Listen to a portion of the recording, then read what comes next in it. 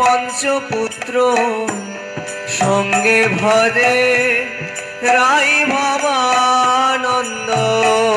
জয় জয় পঞ্চপুত্র সঙ্গে ভজে রায় ভবানন্দ।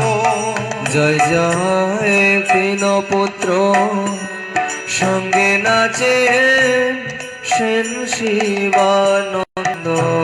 জয় জয় তিন পুত্র সঙ্গে নাচে সেন শিবানন্দ। জয় জয় ছয় চক্র বর্তি অষ্ট কবিরাজ চন্দ্র। জয় জয় ছয় চক্র বর্তি অষ্ট কবিরাজ চন্দ্র।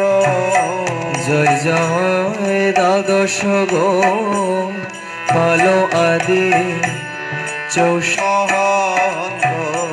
জয় জয় গিরিপুরী রতি আদি পুরী মাধবেন্দ্র। জয় জয় গিরিপুরী ভারতী আদি পুরী মাধবেন্দ্র। জয় জয় পরমেশ্বর দাস পুরী গোসাই জয় জগদানন্দ। জয় জয় পরমেশ্বর দাস পুরী গোসাই জয় জগদানন্দ। জয় জয় কাশীবাসী তপন মিশ্র জয় প্রকাশানন্দ। জয় জয় কাশীবাসী তপন মিশ্র জয় প্রকাশানন্দ। জয় জয় ছোট বড় হরিদাস দাস গোবিন্দ। জয় জয় ছোট বড় হরিদাস দাস গোবিন্দ। জয় জয় শ্রী অদ্বৈত সীতাত্মজ জয় অচ্যুতানন্দ।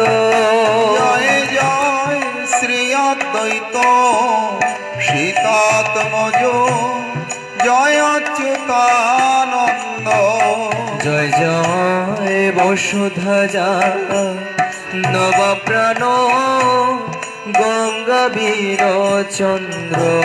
জয় জয় বসুধ্বজা নবপ্রাণ গঙ্গাবীর চন্দ্র। জয় জয় কালিদাস ঝরু ঠাকুর জয় উদ্ধারণ দত্ত। জয় জয় কালিদাস জর ঠাকুর জয় ধারণ দত্ত। জয় জয় পুণ্ডরিক বিদ্যানিধি বক্রেশ্বর পণ্ডিত। জয় জয় পুণ্ডরিক বিদ্যানিধি বক্রেশ্বর পণ্ডিত। জয় জয় জগাই মাধায় চাপল গোপাল জয় দেবানন্দ।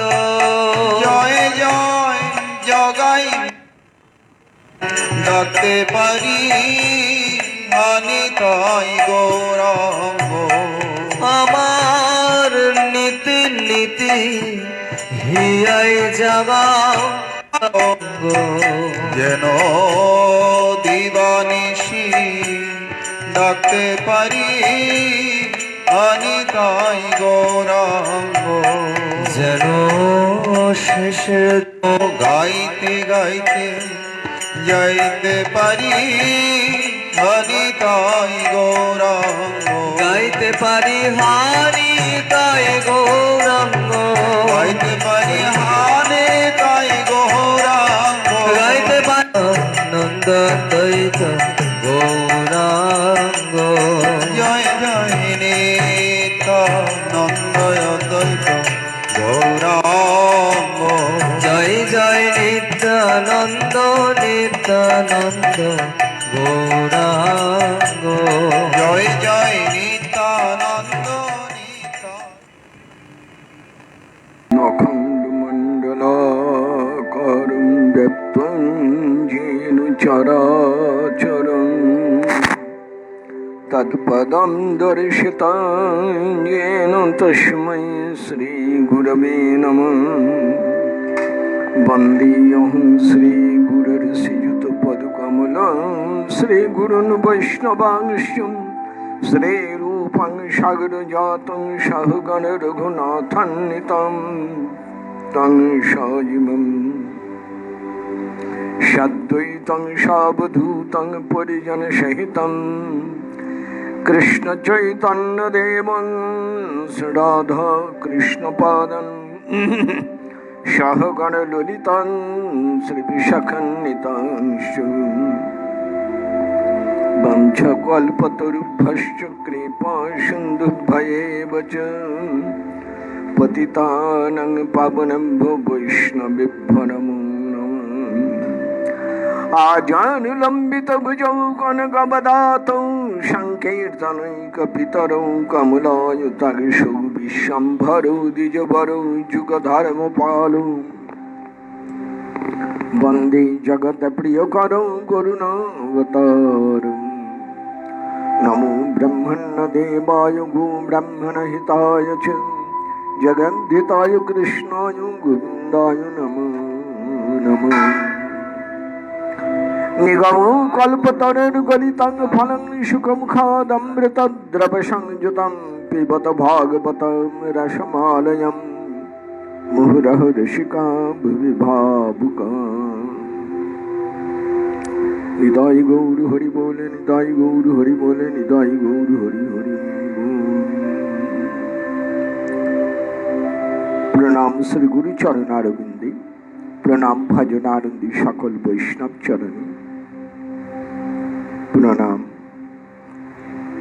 প্রভু নিতাই গৌর হরি শ্রী রাধা রাধা বল্লভ গোপালজি মন্দিরের সকল দেবতা বৃন্দা দেবী শ্রীমদ্ ভাগবত সকলকে প্রণাম। ভ্রমর গীতের এবার শেষ শ্লোকটি আলোচনা শুরু করছে নিতাই চাঁদের কৃপায়। অপিবত মধুপুরজাম আর্যপুত্র অধুনায়স্তেন স্মরতি স পিতৃগেহান সম্য বন্ধুশ্চ গোপান क्वचिदपि स कथानः किङ्करीणां गृणीते भुजामगुरुसुगन्धां मूर्धन् दयास्यात् कदा नु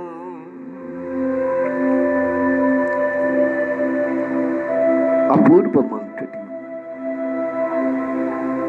পরম মধুরতম সংবাদ ভ্রমর গীতির এই অন্তিম শ্লোকে শ্রীমতী রাধারানী একটু আগে বলছিলেন মথুরায় যেতে আমায় অনুরোধ করো না, যে লক্ষ্মী বৃন্দাবনে চরণ সেবার জন্য এত কঠোর তপস্যা করেছেন, এখন সেই লক্ষ্মী মথুরায় তার হৃদয় জুড়ে বসে আছে।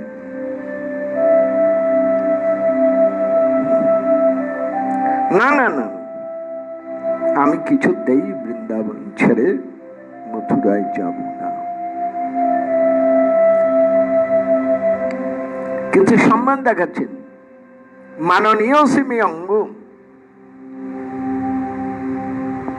ভ্রমর, তুমি আমার কাছে মাননীয়, আমার প্রিয়, কিন্তু তোমার অনুরোধ রাখতে পারলাম না, কিছু মনে করো না। এই হলো আগের মন্ত্রটি।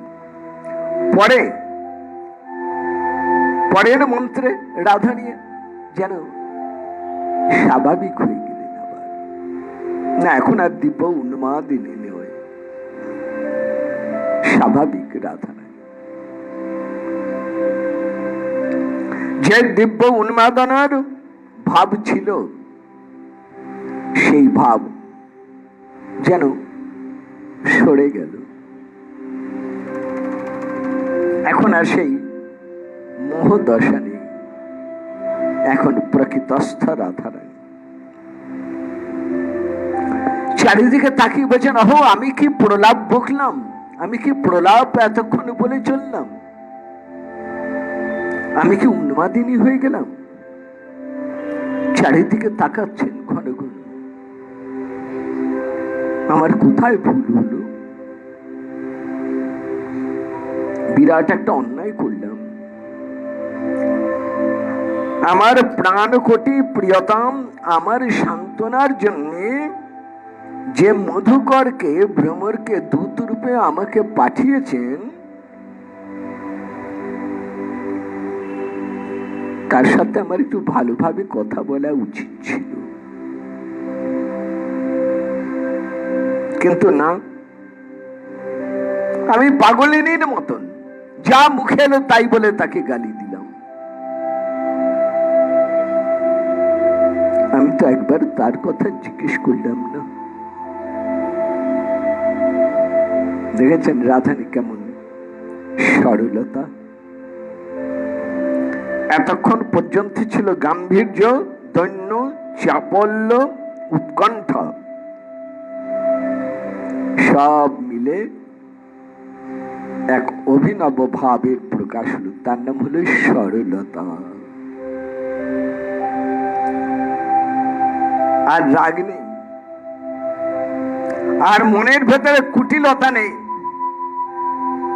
আর মনের ভেতরে ঈর্ষা হিংসা নেই। মেঘ সরে গেলে আকাশের চাঁদ যেমন ঝলমল করে প্রকাশ পায়, রাধারীর অন্তরের সরলতার চন্দ্র যেন আজ তেমনি করে ঝলমল করে প্রকাশ হচ্ছে।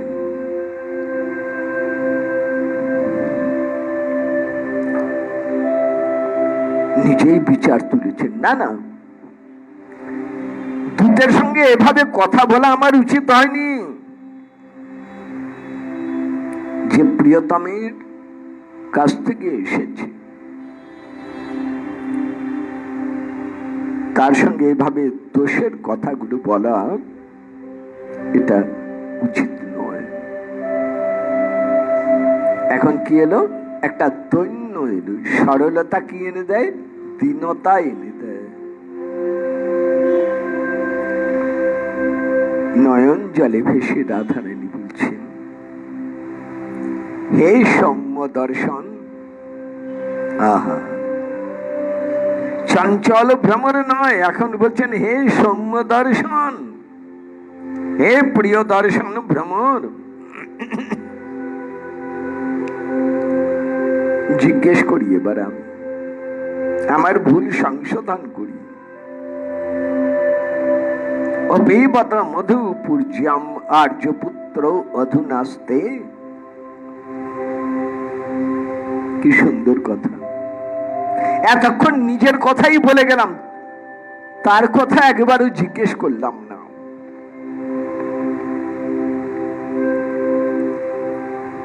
দেখুন, আমরা নিজের দুঃখটাই বড় করে দেখি, নিজের কথাই বড় করে বলি, কিন্তু যে ভালোবাসি প্রিয়তম তার মনের কথা জানতে চাই না। নিজের কথাটাই, নিজের আঘাত, নিজের বেদনা, নিজের দুঃখের কথাই বারবার করে বলি। এটা জগতে দেখা যায়, কিন্তু যে সব থেকে প্রিয়তম, যে সব থেকে আপন, তার মনের কথা জিজ্ঞেস করি না। আমি বলি, আমি কষ্টে আছি, আমি দুঃখে আছি, কিন্তু একবারও জিজ্ঞেস করি না তুমি কেমন আছো, তোমার কোনো কষ্ট আছে কিনা, তোমার কোনো দুঃখ আছে কিনা, থাকলে আমাকে বলো।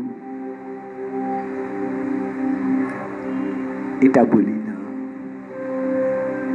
নিজেরটাই প্রকাশ করি, তারটা জানতে চাই না, এটা সংসারে দেখা যায়। তাই রাধারানী যেন এখন ঈষৎ লজ্জিত, সরল মন। তাই বলছেন না ভ্রমর, হে সৌম্য দর্শন, হে প্রিয় দর্শন ভ্রমর, হে ভৃঙ্গরাজ,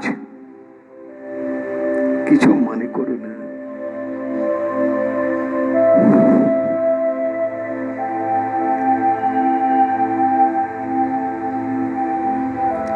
জিজ্ঞেস করি এখন, আর্যপুত্র কি এখন মথুরায় বর্তমান আছেন?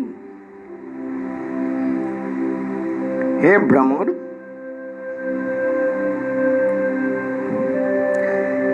একটা রহস্য বৃত্তান্ত আছে, সেই সুগোপন তত্ত্ব তোমার কাছে বলছি। কিছু ভেতরের কথা বলবো তোমার কাছে। তুমি তো আমার হিতকারী, তুমি তো আমার বন্ধু, তুমি তো আমার প্রাণনাথেরও বন্ধু। কাজে তোমার কাছে আমার অন্তরের গোপন কথা বলতে কোনো সংকোচ হচ্ছে না। হে ভৃঙ্গরাজ,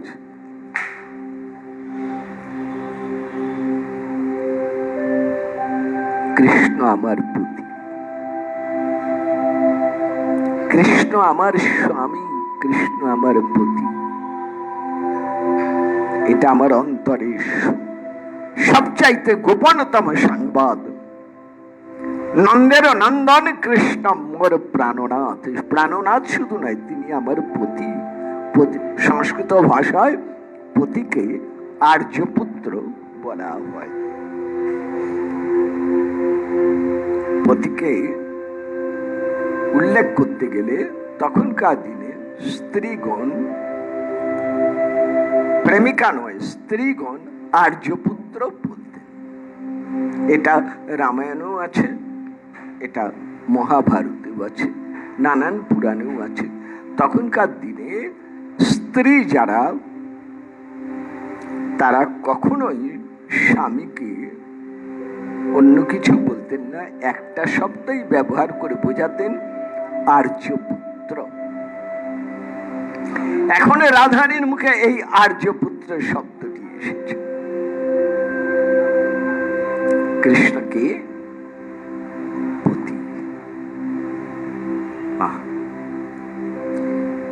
তিনি বাস্তবিক, তিনি আমাদের পতি। তাহলে গোপীগণের অন্য যে পতি আছেন বলে ওটা লোক দেখানো পতি, ওটা আসল পতি নয়, যথার্থ পতি শ্রীকৃষ্ণ। কারণ জন্ম থেকে জেনে এসেছি নন্দের নন্দন কৃষ্ণই আমাদের পতি। কাত্যায়নী অর্চনা করেও বলেছি, কাত্যায়নী মহামায়ে মহাযোগিন্নধীশ্বরী নন্দ গোপসুতং দেবী পতিং মে কুরুতে নমঃ। উপপতি রূপে নয়, যথার্থ পতি রূপে কৃষ্ণকে চেয়েছিলাম। ভাগবতের সুখদেব বারবার করে বলেছেন, গোপীগণ কৃষ্ণ বধূ।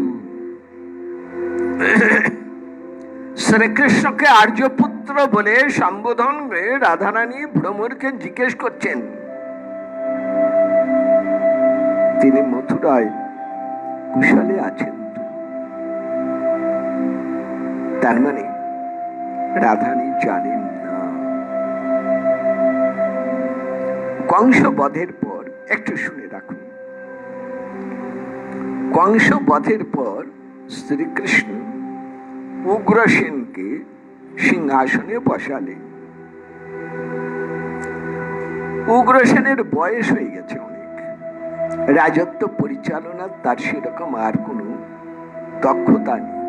তিনি কৃষ্ণকে সিংহাসন গ্রহণের আমন্ত্রণ জানালেন, কিন্তু শ্রী গোবিন্দ সবিনয়ে প্রত্যাখ্যান করে বললেন, আমি রাজা হব না, রাজা আপনি থাকুন। তখন উগ্রসেন বলে, তাহলে তুমি আমার পরামর্শদাতা হয়ে থাকো, অ্যাডভাইসার। এটা ঠিক আছে। শ্রীকৃষ্ণ উগ্রসেনের পরামর্শদাতা হলেন। যাদবদের সুরক্ষার ব্যবস্থা করলেন। তারপর কংসের অত্যাচারে যারা পালিয়ে গেছিলেন তাদের যথাযথ ফিরিয়ে আনার পুনর্বাসনের সব ব্যবস্থা করছেন কৃষ্ণ। অসংখ্য কাজ, অনেক কাজ। কিন্তু একটা বিবাদ, একটা ঝামেলায় সন্দেহ। যাদবদের মধ্যে অনেকেই বলা বলি করতে লাগলে যে কৃষ্ণ বলরাম তো এতকাল বৃন্দাবনের বনে বনে গরু চড়িয়েছে,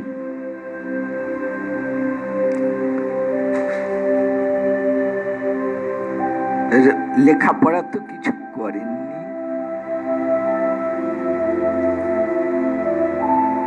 যে লেখাপড়া করে না সমাজে তার কোনো আদর নেই, সম্মান নেই।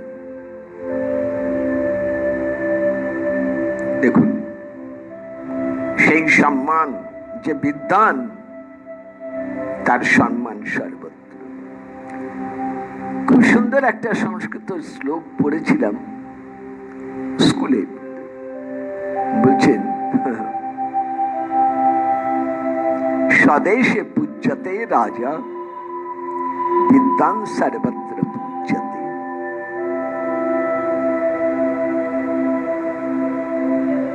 স্বদেশে মানে নিজের রাজ্যের রাজা সবার কাছে সম্মানী, কিন্তু যে বিদ্বান সে সব জায়গায় সম্মান পায়। তার স্বদেশ বিদেশ বলে কিছু নেই। বিদ্বান সর্বত্র পূজ্যতে। কৃষ্ণ বলরাম তো লেখাপড়াই শেখেননি বৃন্দাবনে। নন্দ বাবা বলেছিলেন, গোপালকে একটু পড়াবার ব্যবস্থাও করেছিলেন। ওরে বাবা,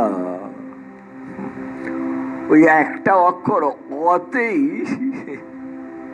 মাসের পর মাস কেটে যাচ্ছে। অ আর আয়ের পার্থক্য ধরতে পারছেন না কৃষ্ণ। অ ছেড়ে আর আতে যেতে পারলেন না। না, শেষে নন্দ বললেন, থাক, ওর আর পড়াশুনো করে দরকার নেই। পড়াশুনো করে কি করবে? কটা গরু বাছুরের দুধের হিসেব রাখতে হবে, এই তো। সে আমার দাস দাসীরা, কর্মচারীরা আছে, তারাই করে দেবে। ওর থাক, পড়াশুনো করার দরকার নেই। আর কৃষ্ণেরও সেরকম কোনো, গোপালেরও সেরকম কোনো, বা বলদেবেরও সেরকম কোনো আগ্রহ দেখা যায় নাই। কিন্তু মথুরায় আসবার পর কোন কোন যাদবের মনে এই প্রশ্ন জাগলো, এরা তো লেখাপড়া জানেন না, কাজেই রাজকার্য কি করে সামলাবেন? এত বড় দায়িত্ব কৃষ্ণকে কেন দেয়া হলো? যে লেখাপড়াই জানে না। কথাটা ক্রমে বসুদেবের কানেতে উঠল। লোকে কানাকানি করছে তো, যাদবগণ বসুদেবের কানে এলো। তিনি খুব মর্মাহত হলেন, কারণ বসুদেব কাউকে বলতে পারছেন না কৃষ্ণস্তু ভগবান স্বয়ং। আবার কৃষ্ণকেও সবাই মূর্খ বলে মনে করছেন, এটাও তিনি মনে প্রাণে মেনে নিতে পারছেন না। একদিন বসুদেব শেষে কোনো উপায় না পেয়ে কৃষ্ণকেই বলছেন। লোকে অনেক রকম কথা বলে, শুনছি, পড়াশুনো করার কোনো দরকার নেই তোমাদের, তোমরা, আমি জানি, কিন্তু তবু লোকাচার তো একটা আছে। তো কি করি এখন? শ্রীকৃষ্ণ বুঝে নিলেন। তিনি বললেন, বাবা চিন্তা করবেন না, আমি সব ব্যবস্থা করে রেখেছি। দাদা আর আমি দুজনেই চলে যাব অবন্তী নগরে, উজ্জয়িনীতে অবন্তী নগর, সেখানে শান্তিপুনি মুনি আছেন, তার কাছে গিয়ে আমরা লেখাপড়া করব, সংস্কার হবে আমাদের। কিন্তু জরাসন্ধ তার জামাই কংসের হত্যার প্রতিশোধ নেবার জন্য একের পর এক আক্রমণ করে যাচ্ছে বারবার মথুরায়। জরাসন্ধ জানতে যদি পারে যে আমি মথুরায় নেই, তাহলে তার আক্রমণ আরো তীব্রতর হবে। আমি আর দাদা যাব খুব গোপনে, কেউ জানবেন না, মাত্র 3 জন জানবেন, 4 জন জানবেন। রাজা উগ্রসেন জানবেন, বসুদেব জানবেন, দেবকী জানবেন, উদ্ধবজি জানবেন, বাস, আর কেউ জানবেন না। সবাই জানবেন কৃষ্ণ বলরাম বাড়িতেই গোপনে বিশেষ কারণে অবস্থান করছে। আমরা যাব, লেখাপড়া শিখব, চলে আসব। তখন পরে জানাজানি হলো, কিন্তু এখন আমি নেই এটা যেন কেউ জানতে না পারে। নির্দিষ্ট দিনে খুব গোপনে কৃষ্ণ বলরাম চলে গেলেন অবন্তী নগর, শান্তিপুনি মুনির ঘরে। হাতে যজ্ঞের কাঠ নিয়ে গিয়ে দাঁড়াতে হয়। তখনকার দিনে এইটাই ছিল রীতি। যজ্ঞের কাঠ নিয়ে দাঁড়ালেই গুরু বুঝতেন যে আমার শিষ্য হতে এসেছে, আমার কাছ থেকে শিখতে এসেছে। শান্তিপুনি মুনি কৃষ্ণ বলরামকে নিজের শিষ্য বলে গ্রহণ করলেন। খুব সংক্ষেপে বলে যাই, কারণ এগুলো যদি বিস্তারিত বলি তাহলে আমার আরো সময় লেগে যাবে, সেই জন্য সংক্ষেপে বলছি। সেই শান্তিপুনি মুনির কাছে কৃষ্ণ বলরাম 3 মাস ছিলেন, 90 দিন। আর এই 90 দিনের মধ্যে কাব্য, ব্যাকরণ, ন্যায়, দর্শন, সব শাস্ত্র, এক এক দিনে এক একটা শাস্ত্র পড়েছে। শান্তিপুনি মুনি অবাক, তিনি নিজেও একটা শাস্ত্র সারা জীবনে পড়তে পারেননি, আর সেখানে কৃষ্ণ বলরাম একদিনে সবটাই শিখে। ধরুন একদিনে গোটা ব্যাকরণ হয়ে গেল, একদিনে গোটা কাব্য হয়ে গেল, একদিনে গোটা দর্শন শাস্ত্র হয়ে গেল। কয়েকদিন বাদে শান্তিপুনি মুনি হাত জোর করছেন 2 শিষ্যের কাছে, বলছেন তোমরা তো মানুষ নও,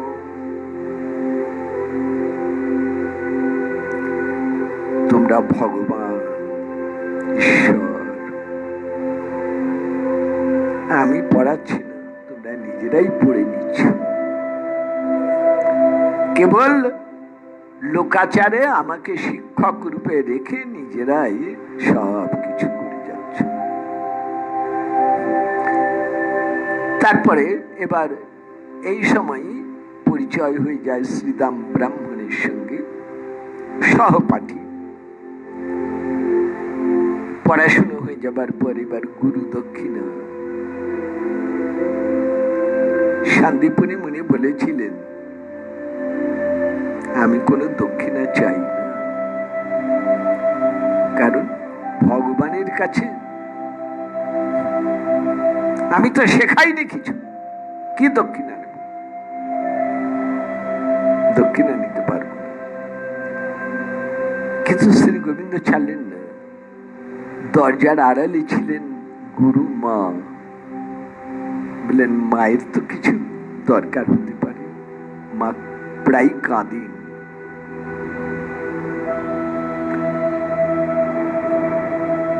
মা আপনি বলুন।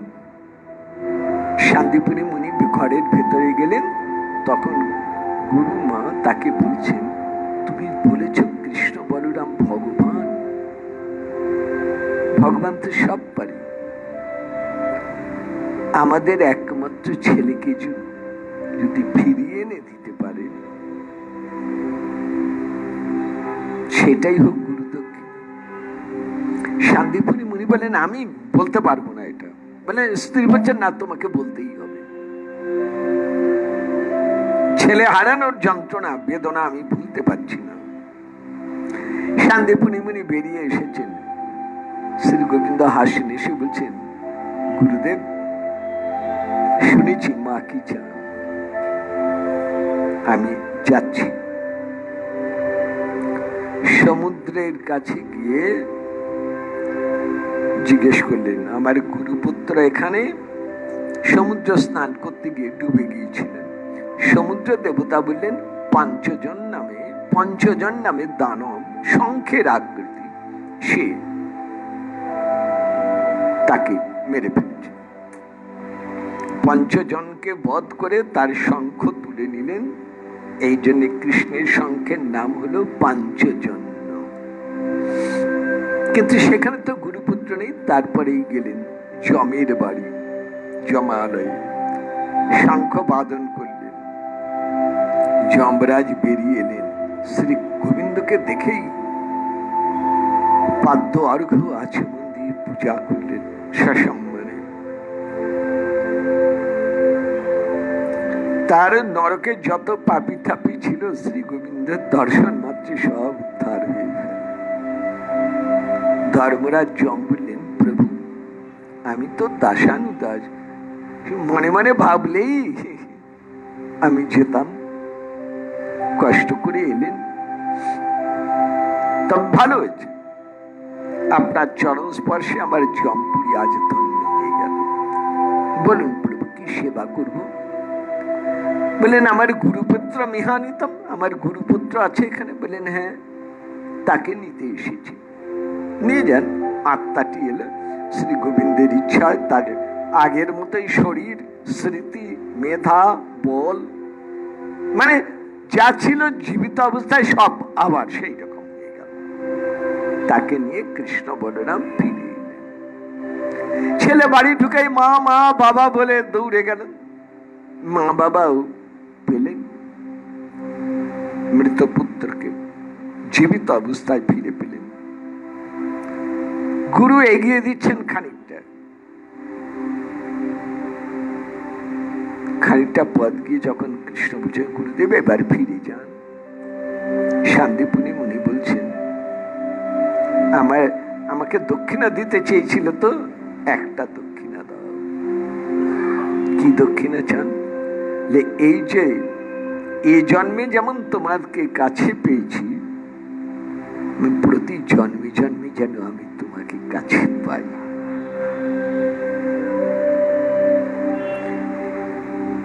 শ্রী গোবিন্দ বললেন, তাই হবে গুরুদেব।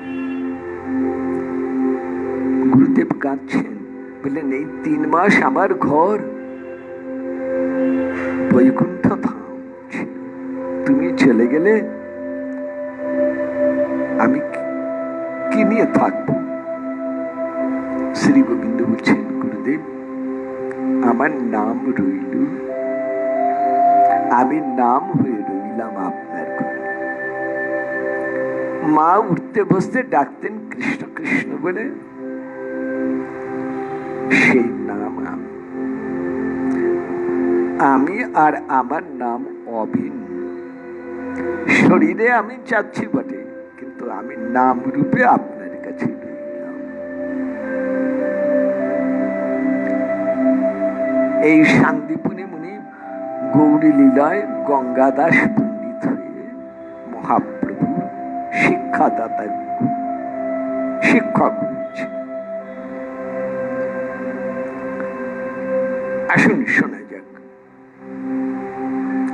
এই যে কৃষ্ণ বলরাম, এই যে 64 কলাবিদ্যা শিখতে যে অবন্তী নগর গেলেন, এটা কিন্তু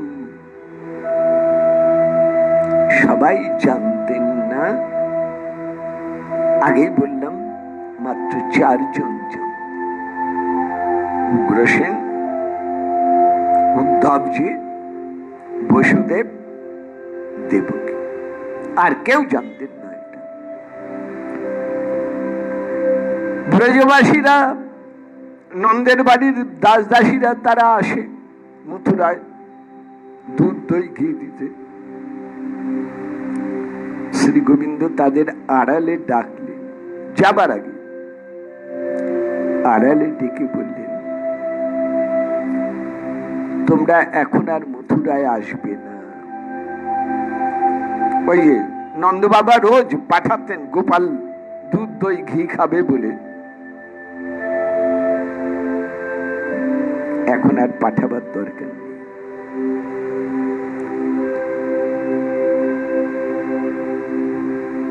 আমি যখন সংবাদ দেব, আমি সংবাদ দেব এবার, তারপরে আবার সব হবে। সেই দাস দাসীরা কাঁদতে কাঁদতে বিদায় নিয়েছেন, কারণ তাদের তো তবু একটু কৃষ্ণ দর্শন হতো, সেবাই ছিলেন, কিন্তু লীলা প্রয়োজনে বিদায় নিতে হতো। তার মানে বৃন্দাবনের সঙ্গে, ব্রজবাসীর সঙ্গে মথুরাবাসীর আর কোনো যোগই রইল না। কাজেই ব্রজবাসীরা কেউ জানতেন না, যাদবরাও জানতেন না, ব্রজবাসীরাও জানতেন না যে কৃষ্ণ বলরাম কোথায় গেছেন আর কেন গেছেন, কেউ জানতেন না। সবাই জানতেন মথুরাতেই আছেন। সেই জন্যে রাধারানীও জানতেন কৃষ্ণ মথুরাতেই আছে। সেই জন্যই বলছেন আর্যপুত্র এখন মথুরাতে আছেন তো। কেন এই প্রশ্নটা কেন? আর যদি জানেনি যে মথুরা আছেন, তাহলে আবার এই প্রশ্ন করলেন কেন আর্যপুত্র এখন মথুরায় আছেন তো? এইখানে একটু প্রেমের গভীরতার আস্বাদন করুন। কিরকম? রাধানীর মন বলছে সে মথুরায় নয়। কি অনুভব! সে মথুরায় নয়, সে নয়। যেন মনে হচ্ছে আরো আরো বহু দূরে কোথাও। দেখেছেন কেমন অনুভব আমার রাধারানীর? কিরকম অনুভূতিটি রাধারানীর, তাহলে বুঝে দেখুন। কিন্তু রাধারানীর সখীদের কাছে বলেন নাই, কোন ক্রমেই প্রকাশ করেনি। আজ এই ভ্রমর গীতের শেষ মন্ত্রতে রাধানী বলছেন তিনি মথুরায় আছেন তো। কেন বাইরে বলছেন না, মনে মনে বলছেন আমার মনে একটা আশঙ্কা আছে, কোথায় মথুরায় নেই। কৃষ্ণ আছেন কি নেই সেটা সঠিক বলতে পারবেন একমাত্র ভ্রমর, কারণ ভ্রমর তো তার দূত হয়ে এসেছেন, অতএব ভ্রমরই যথার্থ বলতে পারে। তাই প্রথম কথায়, শেষ মন্ত্রের প্রথম কথাই হচ্ছে তিনি মথুরায় আছেন তো।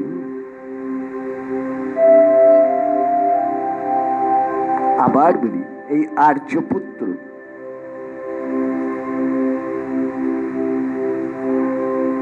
এটা অনুরাগের গাঢ় আবেশ, অনুরাগের গাঢ় আবেশে ঘনিষ্ঠতম সম্পর্ক ধরে বলছেন তিনি আমার পতি।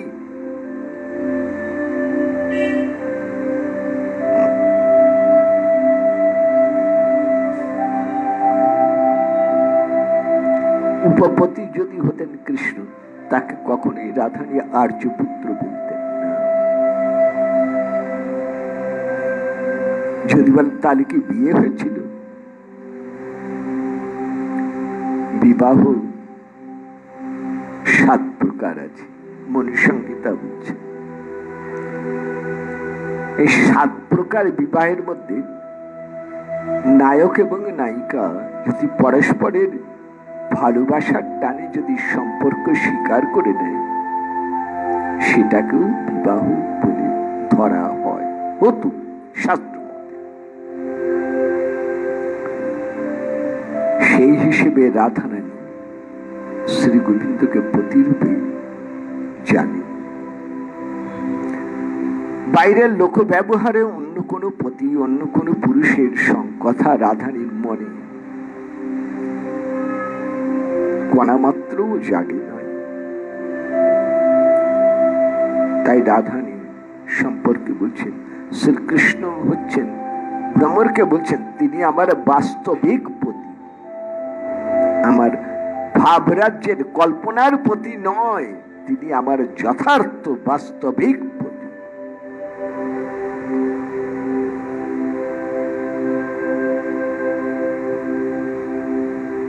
আজ কয়েক মাস হয়ে গেল রে ভ্রমর, কয়েক মাস মানে 4 মাস হলো, কয়েক মাস হয়ে গেল, তার কোনো সংবাদ পাচ্ছি না।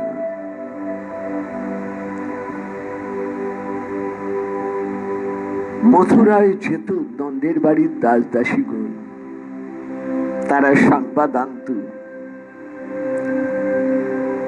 সারা ব্রজমণ্ডলে ছড়িয়ে যেত তাদের আনা সংবাদ।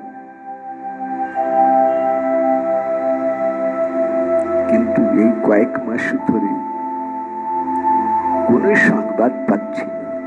সেই জন্য মনে একটা আশঙ্কা হচ্ছে, মথুরায় আছেন তো?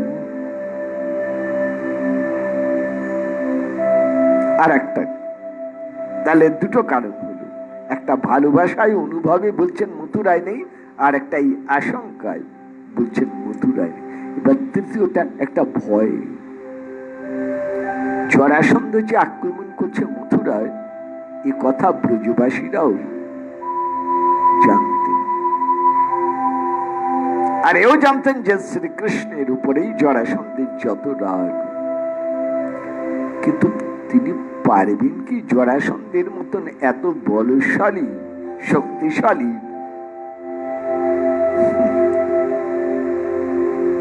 সঙ্গে যুদ্ধ করতে? পারবেন কি কৃষ্ণ? কোন সংবাদ তো নেই, তাহলে কি তিনি মথুরায় নেই? এটা অনুমান নির্ভর। তাহলে দেখছেন এই একটা জিজ্ঞাসার মধ্যে কতগুলি জিনিস লুকিয়ে আছে। তাই বলছেন অপিবতা মধুপুর্যা, অপিবতা মধুপুর্যা আর্যপুত্র অধুনাস্তে। বড় ভ্রমর, তোমার মুখে শুনে আমরা আশ্বাস লাভ করি, শুধু বলো, একবার বলো তিনি মথুরায় আছেন তো? কি সরলতা! রাধানী ভুলেই গেছেন মথুরায় যদি কৃষ্ণ না থাকেন তাহলে ভ্রমর দূত হয়ে এলো কোত্থেকে? কিন্তু ভাবের প্রাবল্যে, মানে ভাব এত প্রবল, এত সরল রাধারানী যে ভ্রমর যে দূত হয়ে তার কাছে থেকে আসছেন এটা আর মনে করতে পারছেন না। তাই এবার জিজ্ঞেস করছেন তিনি মথুরায় আছেন তো?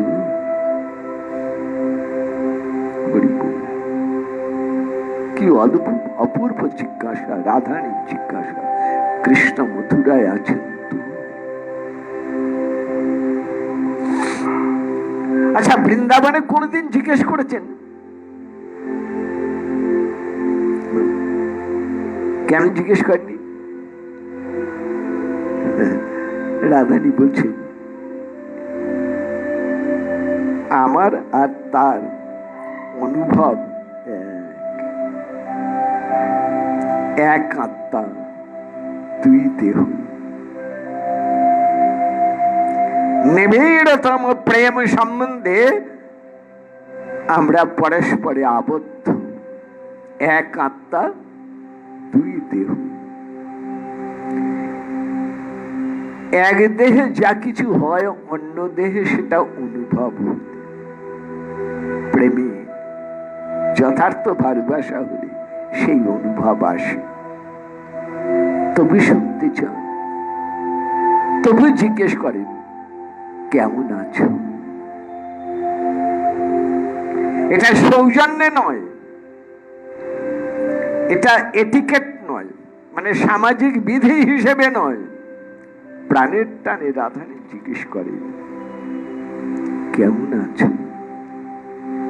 তেমনি করে শ্রী গোবিন্দ রাধারানীকে জিজ্ঞেস করে, কেমন আছো? হরিবোল হরিবোল।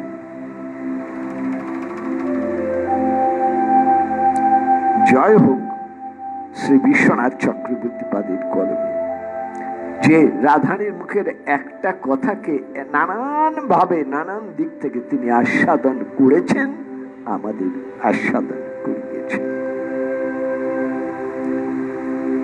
এবারে ভ্রমর তার কি উত্তর দেন আমরা শুনব। রাধারানী জিজ্ঞেস করলেন, মনে রাখুন, রাধারানী জিজ্ঞেস করলেন, এখন মথুরায় কৃষ্ণ কেমন আছে? এবার ভ্রমর কি উত্তর দেন সেটা শুনব আগামী কাল, রাত্রি 8:30টায়। তাহলে আজ এই পর্যন্তই। নিতাই গৌর হরি বলে, নিতাই গৌর হরি বলে, নিতাই গৌর হরি হরি।